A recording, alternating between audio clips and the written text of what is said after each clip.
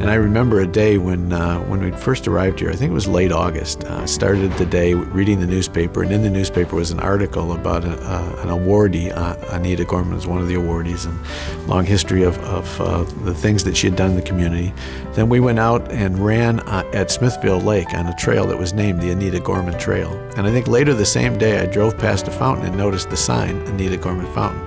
It was obvious to me that this is an influential person who is committed to the community, and I was grateful that she was on our board. It's a 40-person board, and she really helped to orchestrate that transition of expanding our services throughout the metropolitan area. When she looks at you and she says, "We need you. We need your support," I want to tell you, it's a compelling thing, because people know that when Anita's there, she's going to have the ask, and she wants something from you. But it's always something that is worthy of your time, energy, and your finances. Our company, Blue Cross Blue Shield of Kansas City, was honored to be the Business Philanthropist of the Year about 3 years ago. That honor, I think, is a reflection of the guidance that Anita Gorman gave to us in investing in the community over the years.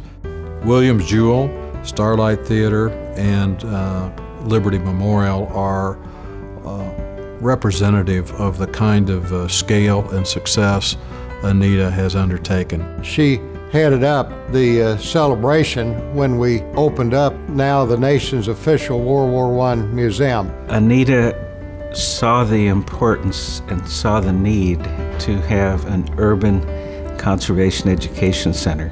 So often our city children never have an opportunity to discover these things. And that's why this is so important.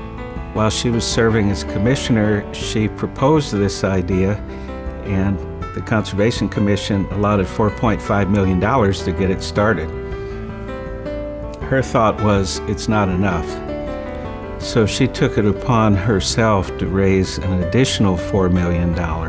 We met in high school, became debating partners as we both were on the debate team, and I always say we were debating partners in high school and have been debating ever since. The Anita Gorman Park, where the Northland Fountain is, was an example where she had fought for years to fight off developers.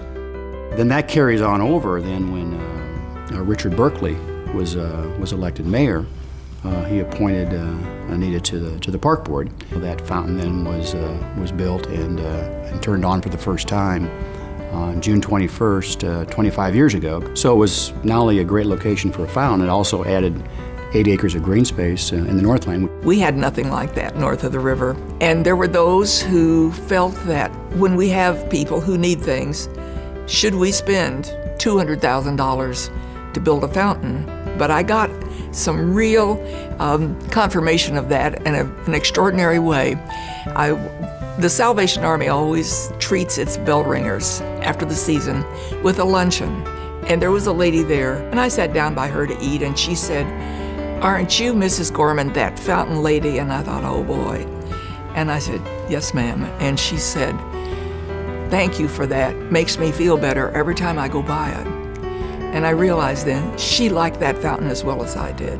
Volunteer work is fulfilling, I think, because it means that everybody can be on the team. You just have to be willing to work for the common good. Pete Levy from the Greater Kansas City Chamber of Commerce, Bob Rolfe, retired from Starlight, Jack Stedman from the Chiefs. She has been a mentor to each of us. She's been a mother to us in telling us who we ought to pay attention to, who we ought to raise money for, and how much. So we have a saying in the Salvation Army, heart to God, hand to man. And I think that kind of fits that same mission that Anita has.